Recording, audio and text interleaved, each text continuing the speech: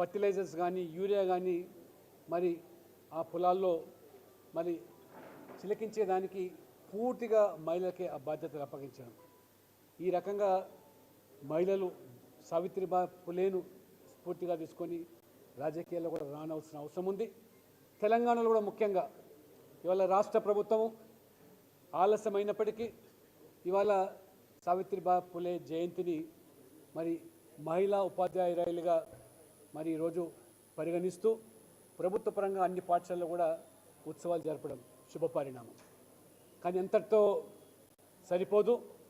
మీరు కాంగ్రెస్ పార్టీ ఎన్నికల ముందు అయితే హామీలు ఇచ్చారో బీసీలకు అన్ని రంగాల్లో పెద్దపీట వేస్తామని బీసీల ఓట్లు పొంది సంవత్సరం కావస్తుంది. కామారెడ్డి డిక్లరేషన్, ఇవాళ కామారెడ్డి డిక్లరేషన్ మీద రేవంత్ రెడ్డి గారు స్పందించాలి. మీరు బీసీ సబ్ ప్లాన్కు చట్టబద్ధత కల్పించి మహాత్మా జ్యోతిబా పులే మీద మరి జనాభాకు అనుగుణంగా మరి బడ్జెట్లో నిధులు కేటాయించి వారి యొక్క అభివృద్ధికి సంక్షేమం కోసం పాటుపడుతున్నారు. ఇప్పటి వరకు కూడా దాని మీద కనీసం ఆలోచన చేయలేదు. ప్రతి ఏటా 20,000 కోట్ల రూపాయలు బీసీల సంక్షేమం కోసం మరి ఆ రకంగా ఈ 5 సంవత్సరాలు 1,00,000 కోట్లు ఖర్చు పెడతామని చెప్పిన మీరు మరి మొదటి బడ్జెట్లో అరకొర నిధులు కేటాయించి బీసీలకు అన్యాయం చేశారు. అన్నిటికి మించి స్థానిక సంస్థలో 42% రిజర్వేషన్లు మీరు కల్పిస్తామని చెప్పారు. అది ఓట్లు సాధించుకోవడానికి మాత్రమే కాదని ఇవాళ అమలు చేయాల్సిన బాధ్యత మీదని మీరు ఏదో నెపంతో దాటవేసే ప్రయత్నం చేస్తే 42%ని 42% అమలుతోనే స్థానిక సంస్థల ఎన్నికలు జరగాలి తప్పితే ఆ 42%లో కూడా మరి ముస్లింలను ఓబీసీలో చేర్చి ముస్లింల యొక్క వాటా తన్నుకొని పోతామంటే భారతీయ జనతా పార్టీ సహించే ప్రసక్తి లేదు. మండల్ కమిషన్ సిఫార్సు ఆధారంగా ఈ పార్టీకే వృత్తిపరంగా ఉన్నటువంటి కొంతమంది ముస్లింలు ఓబీసీలో కొనసాగుతున్నారు. అది కాదు అని చెప్పి తగుదనమ్మ అని చెప్పి ఆనాడు రాజశేఖర రెడ్డి గారు ముస్లింల కోసం ప్రత్యేకంగా 4% రిజర్వేషన్లని ముస్లింలందరూ ఓబీసీలో జాబితాలు చేర్పించి ఓబీసీల యొక్క ఏదైతే ఇవాళ హక్కులను కాలరాయిస్తున్నారు.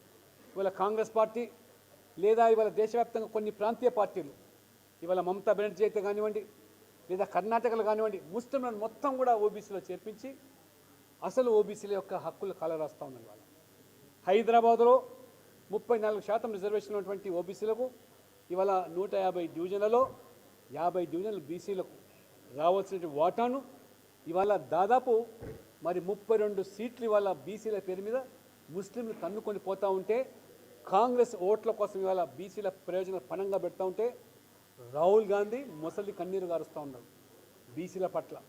ఇవాళ బీసీల రిజర్వేషన్ మాట్లాడే నైతిక హక్కు రాహుల్ గాంధీకి లేదు. ఇదే నెహ్రూ గారు ఆనాడు కాకా కలేకర్ కమిషన్ను పార్లమెంట్లో ఆ కమిషన్ చేసిన సిఫార్సులు చర్చ పెట్టకుండా బుట్టదాఖలు చేసిన చరిత్ర మీదే. కానీ అంతటితో ఆగకుండా ఆనాడు ముఖ్యమంత్రులందరూ కూడా లేఖలు రాసి కులాల పేరు మీద రిజర్వేషన్ ఇచ్చినట్టయితే ప్రతిభ కనబరుగవుతుంది, ఈ భారతదేశం మరి ప్రతిభ ఉన్నటువంటి వ్యక్తులతో కాకుండా దిగువ శ్రేణి పౌరులతో దేశం వెనుకబడుతుందని చెప్పినటువంటి నెహ్రూ గారు, రాహుల్ గాంధీ మీ కుటుంబ చరిత్ర ఒకసారి తెలుసుకోవాలి. ఇదే రాజీవ్ గాంధీ గారు మండల్ కమిషన్ పార్లమెంట్లో వీపీ సింగ్ ప్రభుత్వం బీజేపీ నాయకుల మద్దతుతో ప్రవేశపెడితే అడ్డుకున్న చరిత్ర మీది. ఆనాడు మీరు కూడా ఇదే భాష్యం చెప్పారు. కులాల ప్రాతిపదిక రిజర్వేషన్లు చెల్లుబాటు కాదు, పేదరికాన్ని ఆసరాగా చేసుకొని రిజర్వేషన్ కల్పించాలని చెప్పిన మీరు ఆ యొక్క మండల్ కమిషన్కు వ్యతిరేకంగా గంటన్నర పార్లమెంట్లో అనర్గళంగా మీరు ఉపన్యసించిన మీరు మరి రాహుల్ గాంధీ గారు రాజీవ్ గాంధీ వైఖరి ఏంటి, ఇందిరాగాంధీ గారు మండల్ కమిషన్ను ఏ రకంగా తొక్కిపెట్టిందో, మొరార్జీ దేశాయ్ ప్రభుత్వం జనతా పార్టీ ప్రభుత్వం మండల్ కమిషన్ను వారు ఏర్పాటు చేస్తే ఆ మండల్ కమిషన్ మీద చర్చ లేకుండా ఏ రకంగా ఇందిరాగాంధీ గారు తొక్కిపెట్టారో ఇది మీ చరిత్ర. రాహుల్ గాంధీ గారు రాజ్యాంగ పుస్తకం పట్టుకొని వాళ్ళు ఊరేగిస్తే కాదు, రాజ్యాంగం యొక్క విలువలు కాలరాసినటువంటి చరిత్ర మీ కుటుంబానికి. బీసీల యొక్క మరి గొంతు నొక్కింది మీ ప్రభుత్వం. మీ అధ్యక్షుడిగా ఏఐసిసి అధ్యక్షుడిగా ఒక బీసీ ఆనాడు కొనసాగితే ఏ రకంగా అవమానపరిచి ఏ రకంగా వాళ్ళు బంధించి సోనియా గాంధీ పగ్గాలపై చెప్పిన మీది.